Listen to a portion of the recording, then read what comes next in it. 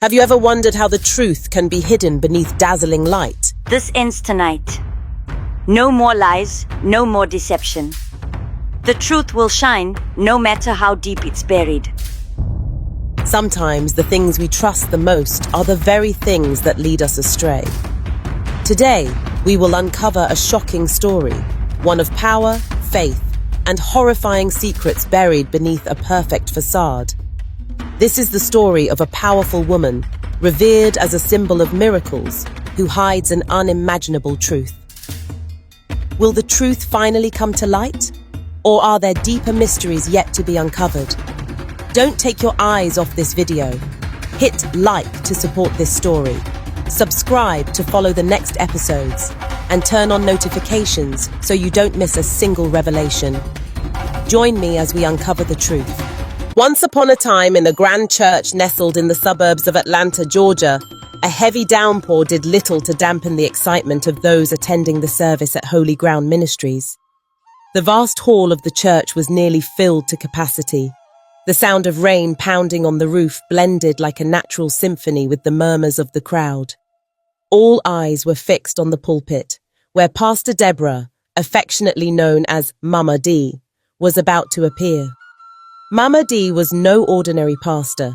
She was revered as a prophet, a woman with a mysterious ability that many believed could pierce through the very soul. Tales of her power stretched far beyond the church's walls. Some said she could hear the voice of God, revealing secrets no one could fathom. To many, Mama D was not just a spiritual leader. She was the keeper of miracles. But that day, the atmosphere in the hall felt different. Heavier, more tense. The crowd's murmur suddenly died down as a piercing scream rang out from the back of the room. All heads turned toward the source of the sound. One of Mama D's assistants, a woman named Gloria, rushed toward the pulpit, her face pale and frantic. "She's done it again!" Gloria exclaimed, her voice trembling with urgency.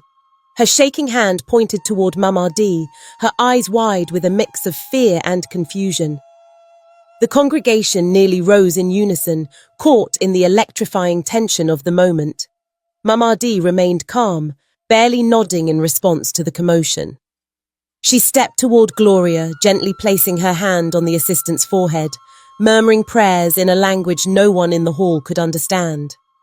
The air grew thick, the silence pierced only by Gloria's rapid breaths and the steady, rhythmic cadence of Mama D's whispers. Soon Gloria began to tremble, her head falling into her hands. A few members of the congregation nearby started to weep, while others whispered fervent prayers, and then, as if by a miracle, Gloria lifted her head.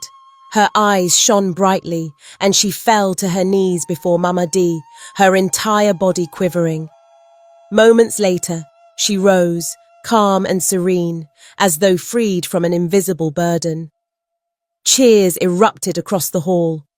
"A miracle! A miracle!" someone shouted. Applause, sobs, and cries of gratitude filled the space. For most in attendance, it was yet another undeniable testament to Mama D's divine power. But at the back of the room, another pair of eyes watched quietly. Esther, a young woman who had only joined the church a few months prior, didn't share the excitement of those around her. She stood still, her hands clasped tightly together, her face a portrait of conflicting emotions. Her gaze lingered on Gloria, the very woman she had seen at the local market just the day before, appearing completely healthy. There had been no sign of illness, no indication that Gloria needed any sort of miraculous healing. A wave of doubt began to rise within Esther. Questions started to weave through her mind, pulling her away from the collective fervour of the congregation. Could it all be a performance? She wondered, but she quickly pushed the thought aside. Mama D wielded a powerful influence, so much so that any doubts cast upon her could lead to serious consequences. Her devoted followers, who believed they were protecting a messenger of God, would never forgive anyone who dared challenge their faith. Esther felt trapped between two powerful forces. Part of her was drawn to the passion and unwavering belief of those around her. She couldn't deny the charisma of Mama D. The way she carried herself, the way she spoke, even the way she prayed. It all exuded authority and conviction. Yet unease clung to Esther. What she witnessed today didn't align with the sense of reality she trusted. The applause continued to roar, but to Esther, it only deepened her internal conflict. She stood motionless, her eyes fixed on the pulpit, where mermaid-like raised her hands toward the heavens, leading the congregation in a collective prayer. Her voice rang out with power, yet to Esther, it felt distant, foreign, like something from a world she no longer recognized. As the service ended, Esther quietly slipped out of the hall without saying a word. Her steps were slow and deliberate on the rain-soaked path, her mind racing with conflicting thoughts. She knew that doubting mermaid-like was no simple matter, and if she was to seek the truth, the journey ahead would be fraught with challenges. Yet something deep within her, a faint glimmer of reason, urged her not to dismiss the unease gnawing at her heart.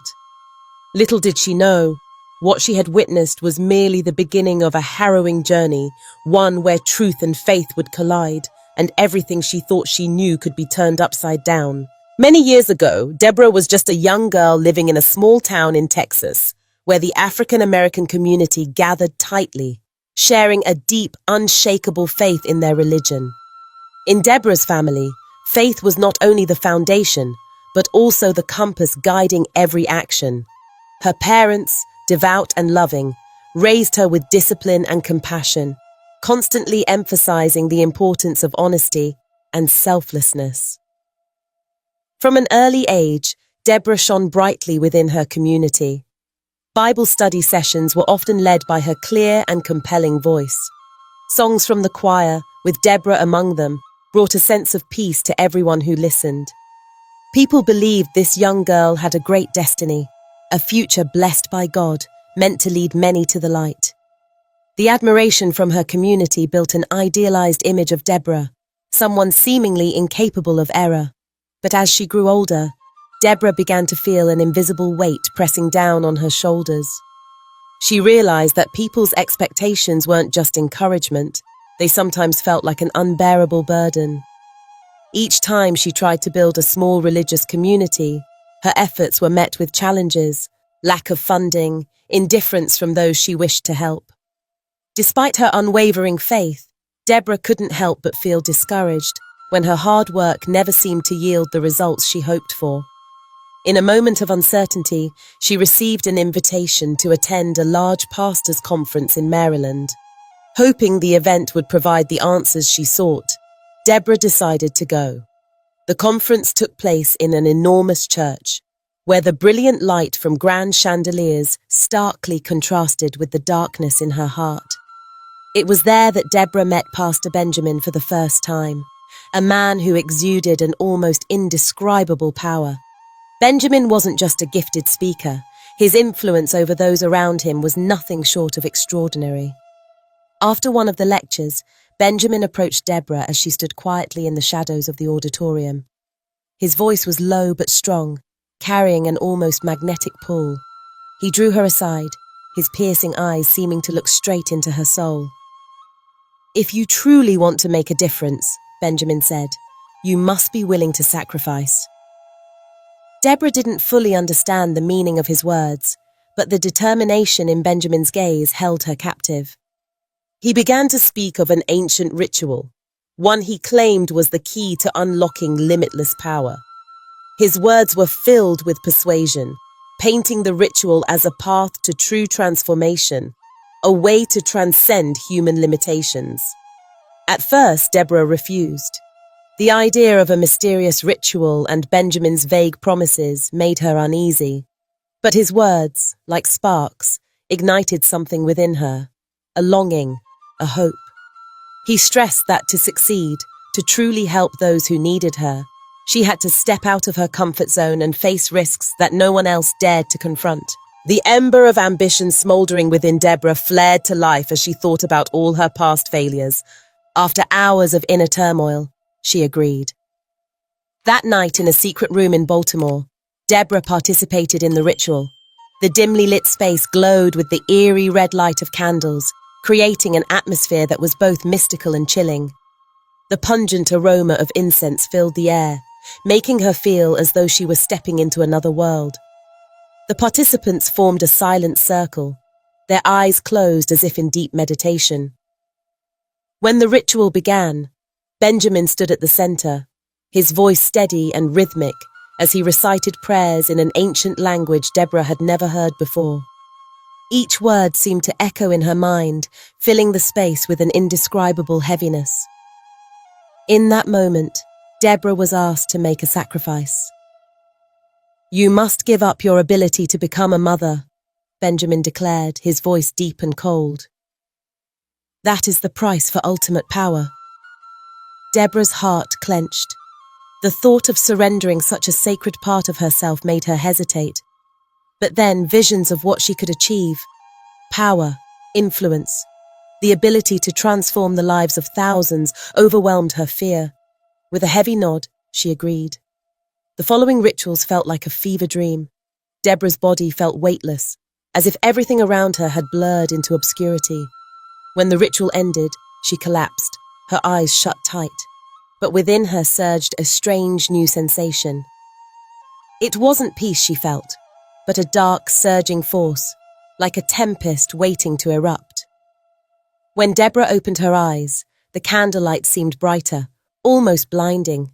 She felt transformed, not just in body, but in spirit. A newfound confidence, unlike anything she had ever known, coursed through her. But with it came an uneasy void, an inexplicable sense that she had traded away a vital part of herself for this power. From that day forward, Deborah was no longer the young woman admired by her community for her pure-hearted passion. She became Mama D, a woman carrying a power that no one in the community could comprehend, along with a secret that no one could ever know. After returning from the conference, Deborah's life changed in ways no one could have imagined. The services she held, once attracting only a few dozen people, had now become grand events, drawing thousands of followers from across Georgia and even from distant regions. Her name resonated far and wide, and the title Mama D became a symbol of hope, faith, and miraculous wonders. She was no longer just a pastor, but was exalted as a prophet, someone who could seemingly connect directly with divine power. Deborah's days were bathed in glory. Followers crowded into her sermons, yearning to hear her every word as though it were a sacred source of inspiration. Stories of her miracles spread like wildfire, from healing the sick to delivering uncannily accurate prophecies. Her church became a pilgrimage site, where people flocked relentlessly in search of light for their lives. But amidst the congregation's worship and the flawless exterior, Deborah hid a secret none of her devoted followers could ever suspect. Each night, as the lights in her opulent mansion dimmed, Deborah slipped away in silence. Not a sound was made, and no one saw her figure weaving through the dense garden behind her house, where a narrow path led to a deep black river. To most people, the river was simply part of the landscape, unremarkable. But to Deborah, it was a gateway to another world. It wasn't just a place of solace or prayer. It was where her secret began to reveal itself. Standing before the still waters, Deborah removed her outer cloak, revealing a strange outfit she had prepared beforehand, a black robe adorned with golden patterns that gleamed under the moonlight. Without hesitation, she stepped into the river. The icy water clung to her legs, but Deborah didn't shiver. As the water rose to her chest, she closed her eyes and began murmuring an incantation in a language no one on land could understand. Suddenly, the waters around her began to stir, swirling as though moved by an invisible force. A faint light emerged from the depths, spreading outward and pulling Deborah beneath the surface. To anyone who might have accidentally witnessed it, it would appear as though she had vanished forever. But in truth, this was merely the beginning of her secret journey. Beneath the dark, unfathomable depths of the river, where light could not reach, lay an entirely different world. A mystical kingdom where human rules held no sway. Here, Deborah was no longer Mama D, the revered figure of the church above. She was just one among many who had pledged their loyalty to this enigmatic realm. Like her, pastors, prophets, and those regarded as saviors on land gathered in the shadows, bound in servitude to a power they had sworn to serve. At the heart of this kingdom ruled a powerful and terrifying entity, the Queen of the Waters. The Queen was not entirely human in appearance. Her eyes glowed, not with a warm light, but with a cold, piercing radiance that seemed to penetrate the soul of anyone who dared to meet her gaze. Her skin shimmered, as though covered in silver scales, and every movement exuded an aura of absolute authority. Deborah and her siblings knelt before the Queen. Their prayers echoed, blending with the sound of the flowing water. There was no warmth, no joy, only absolute submission and an unnameable fear. This was the source of their power, but it was also where they lost themselves. The Queen did not merely grant them the power to control their congregations. She also instructed them in sophisticated strategies to maintain their followers' unwavering loyalty. Every word she spoke was a command, every glance a warning. In exchange, each of them had to sacrifice the most vital parts of their humanity. Deborah had already given up her ability to be a mother, but that was not the only price she paid. She felt it, day by day, hour by hour, a piece of her humanity being devoured by the darkness. The nights spent beneath the river were a strange blend of power and emptiness. Each time Deborah returned from the rituals, she felt torn in two. One part of her was a woman wielding unimaginable power, while the other was a lost soul consumed by shadow. Above the surface, she was Mama D, the beacon of hope and faith.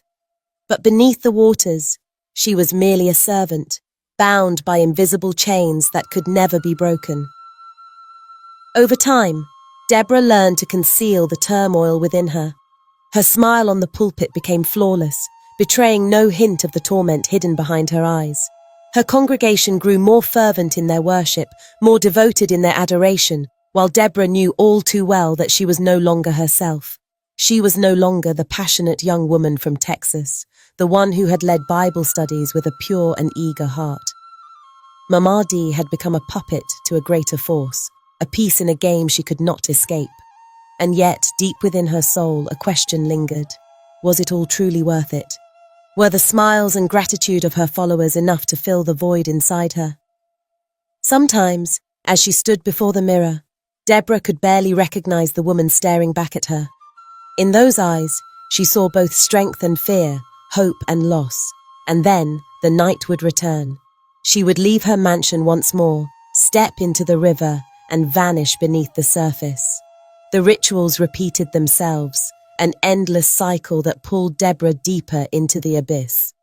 Above, she was a guiding light, but beneath the river, she was a lost soul, trapped by promises and prices she could never repay. Esther couldn't stop thinking about what she had witnessed at the church. The images lingered in her mind like mismatched puzzle pieces, leaving her with a relentless sense of doubt and unease.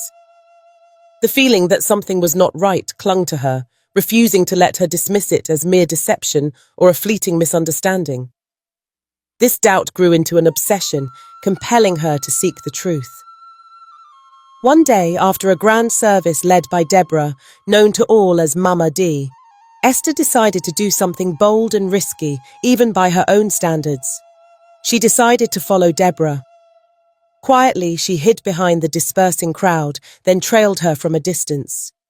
Deborah, with her usual regal demeanor, walked in silence, completely unaware she was being watched.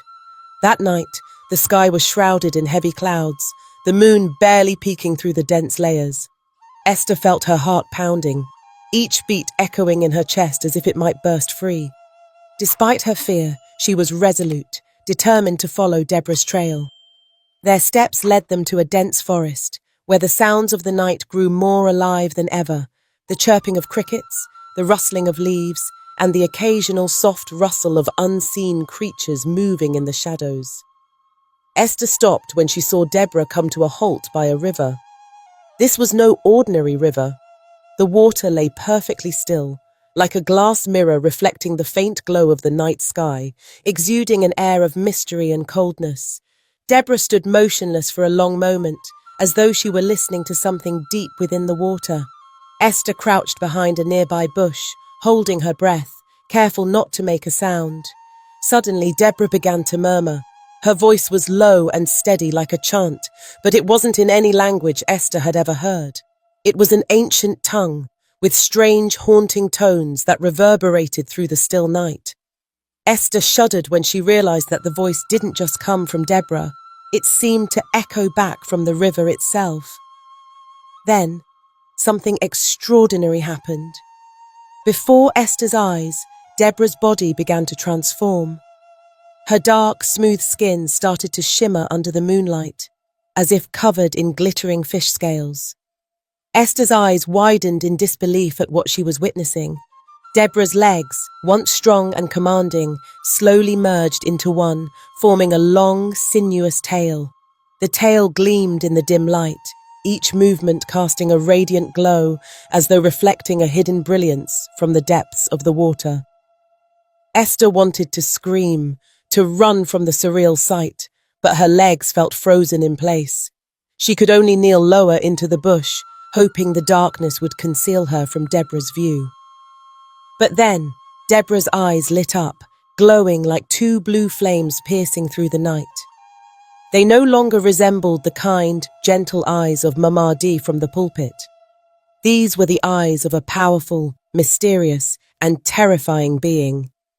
Deborah, now fully transformed, stepped into the river. The water seemed to part around her, rippling softly as though welcoming her presence. As she sank deeper into the river, her glowing eyes remained fixed upward, scanning the surroundings as if probing for any hidden presence. Esther held her breath, clutching her chest to steady her rapid heartbeat, afraid it might betray her. And then, Deborah vanished beneath the water, leaving the river's surface as still and serene as if nothing had happened. Esther remained frozen in the darkness, her body trembling, unable to comprehend what she had just seen. Fear mixed with an intense curiosity. How could a pastor, a figure as revered as Mama D, turn into such an otherworldly creature? What was happening beneath the river, and why was Deborah partaking in such strange rituals? Esther knew that what she had just witnessed was a profound secret, one that, if exposed, would not only endanger her, but also shatter the faith of the entire community. Yet she also realized she couldn't keep this to herself without seeking answers. The images now haunting her mind became sharper. The vision of Deborah, her glittering scales, her long, majestic tail, diving into the dark depths of the water. As Esther rose and quietly walked away, her mind swirled with unanswered questions. She didn't know what her next step should be, but one thing was clear. The truth about Deborah was far more complex than the image of the charismatic leader everyone saw on the pulpit. Somewhere beneath that river, the secret of her power and transformation awaited discovery. And Esther knew her life would never be the same again. After countless sleepless nights wrestling with her thoughts, Esther made a decision. The doubt and unease that had been growing inside her since witnessing Deborah's strange actions could no longer be ignored. She couldn't stand by and watch this woman continue to deceive an entire community that placed their unwavering faith in her. Determined to expose the truth, Esther began planning to gather evidence, even though she knew this could put her in grave danger. In the early days, Esther observed silently. She tried not to reveal her suspicions, always appearing like an ordinary believer during the services. Yet, each time she attended, she became more aware of the facade behind Deborah's regal demeanor and her seemingly inspiring sermons. With a small recording device hidden in her pocket, Esther began to capture Deborah's sermons. She noticed that, while Deborah's voice was undeniably persuasive, much of what she said was repetitive and vague rather than delivering concrete messages. It was a way of speaking that made the congregation believe without questioning. Gradually, Esther grew bolder. She started taking photos of the documents that Deborah and her assistants used during the services. One day, after the prayer hall had emptied, she sneaked into Deborah's office, a place considered off-limits. Her heart raced as the door creaked open, revealing a lavish but eerily cold space. On the desk were documents, lists of followers, and pre-written prayers. She quickly photographed each page, careful not to leave a trace of her presence. With each passing day, Esther uncovered more peculiarities. During one service, she noticed something strange about the so-called miracles, where Deborah would place her hands on a follower's head and they would suddenly rise, miraculously healed. A man seated at the front, supposedly healed by Deborah, caught Esther's attention. She realized he had appeared in previous services, playing different roles as a follower. Her suspicions deepened as she began to recognize familiar faces, filling similar roles in various services. One day, while sneaking through the hallways after a sermon, Esther overheard a conversation between two of Deborah's assistants. Pressing herself against the wall, she held her breath to avoid being detected. Their voices carried clearly through the quiet space. "Are you sure that holy water is okay?" one asked, her voice tinged with concern. "It's fine," the other replied. "It's just tap water with a little salt and sugar. People believe what they want to believe. We just need to play our part." Esther's heart stopped for a moment as the words sank in. The so-called holy water, used by Deborah to bless her followers and sold for people to take home, was nothing more than a simple scam. She clenched her fists, a wave of anger and helplessness washing over her. From that day forward, Esther knew she had enough evidence to expose the truth. Recordings of sermons, photographs of staged documents, and the assistant's damning words all pointed to the same conclusion. Deborah was not the symbol of miracles and hope she claimed to be. But with each step she took, Esther also became acutely aware of the dangers surrounding her. What would happen if Deborah discovered her plan? Still, Esther couldn't turn back. She reminded herself that this wasn't just for her. It was for the people who had placed their trust in Deborah. They deserved to know the truth, no matter how painful it might be. Yet, deep down, Esther also understood that revealing this truth wouldn't just destroy Deborah's image. It could shake the faith of thousands to its core. She feared becoming the target of Deborah's loyal followers, people willing to do anything to defend the woman they believed was God's messenger. During long, restless nights, as she reviewed the evidence she had gathered, a deep sadness settled over her. She had once been one of Deborah's admirers, someone who had believed in her sermons and found hope in her prayers. Now she realized she had placed her faith in the wrong person. Not only had she lost trust in Deborah, but she also felt an increasing distance from her own faith. Esther didn't know what lay ahead. She only knew that she couldn't stay silent. She had to act, even if it meant facing fear, the community's anger, or even retribution from the person she was about to expose. Clutching the evidence tightly in her hands, Esther stepped forward, her heart a storm of determination and unease. Esther spent weeks, even months, wrestling with herself before making her final decision. The evidence she had painstakingly gathered, from recorded sermons to photographs of meticulously staged documents, was not just a burden, but a call to action. She knew that exposing the truth wouldn't only change her life, it would impact thousands of others. Even so, she couldn't stand idly by. When everything was ready, Esther decided to reveal the truth through the media. She sent the evidence to a well-known investigative journalist, renowned for uncovering complex and controversial stories. At first, fear gripped her. She worried that people wouldn't believe her, that Deborah's loyal followers would deny the allegations and attack her. Yet that fear couldn't stop her from moving forward. The story broke quickly. Within days, it spread like wildfire across the nation, igniting public outrage and disbelief. Media outlets reported non-stop on the evidence that exposed Deborah's so-called miracles.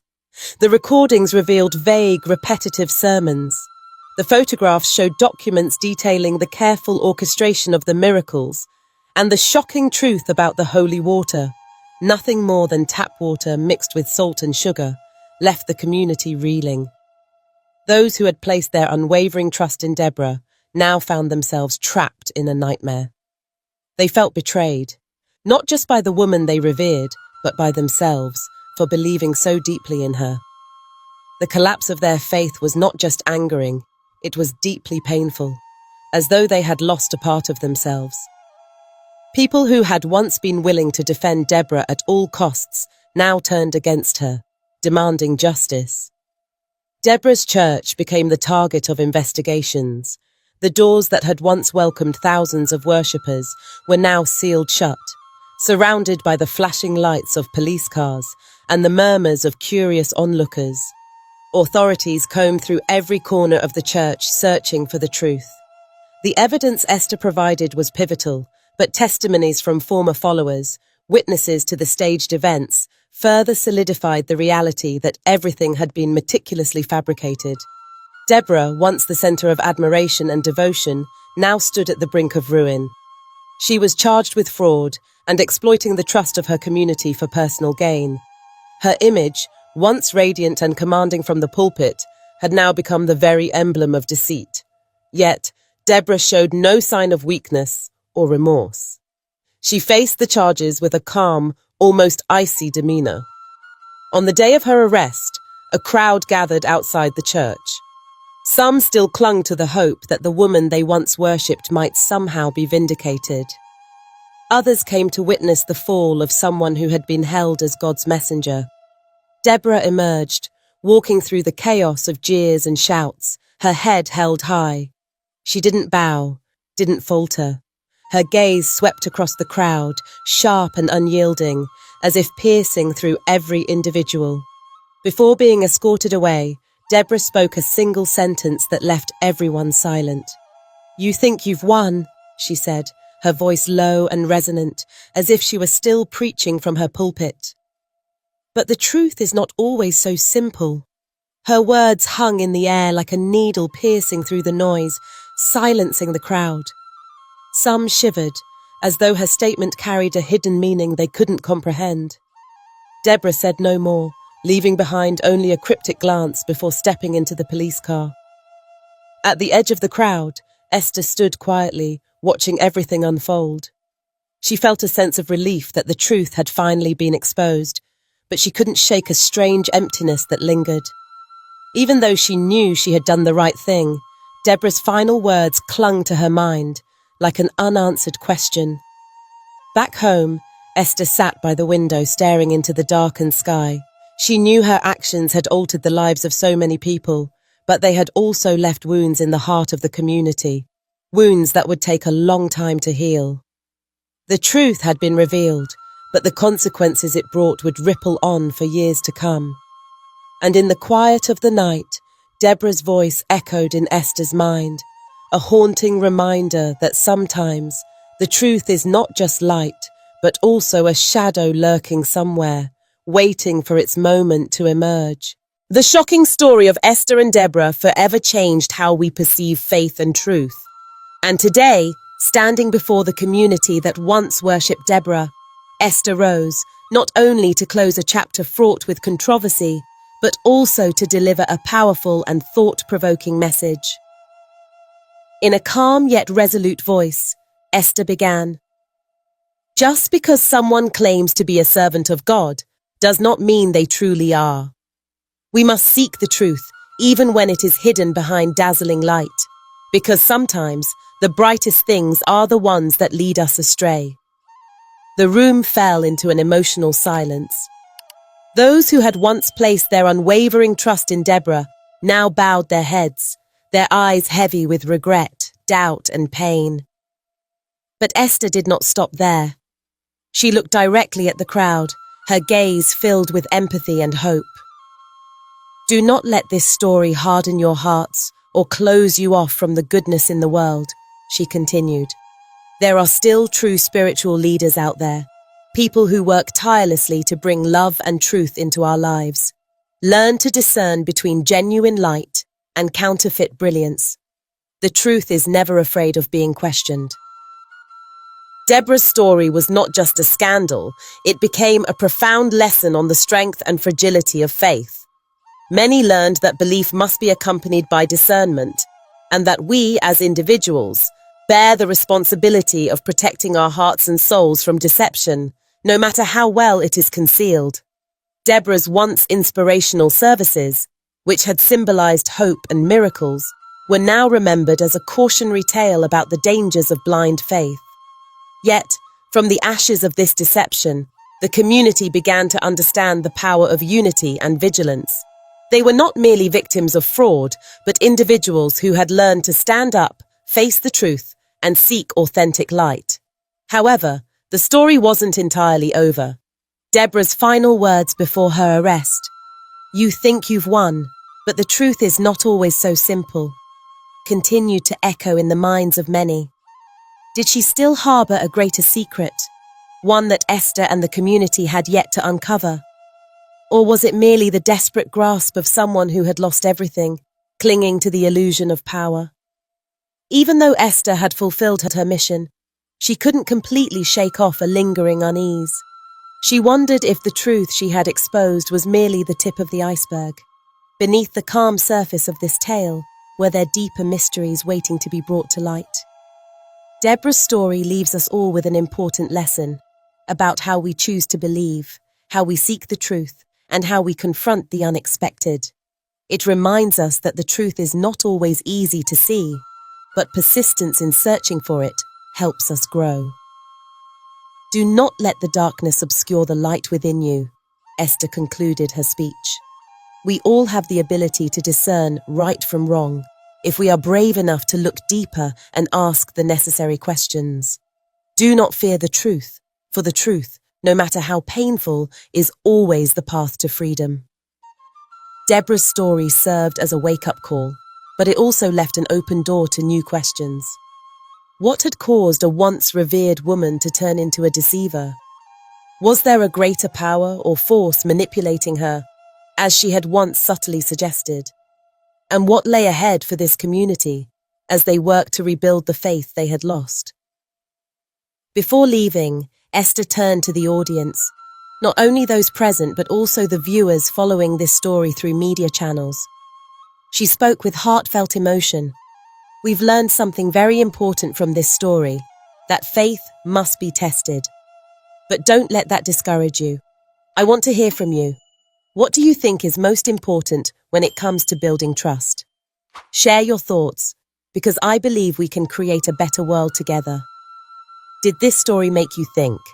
Do you believe there are still secrets left to uncover? Share your opinions in the comments. And don't forget to hit like, subscribe to African Tales Best, and turn on the notification bell so you never miss the next chapter. Join us as we uncover more hidden stories, where light and darkness intertwine, and where the truth is always waiting to be revealed. Thank you, everyone! Thank you, Elmar! Boom!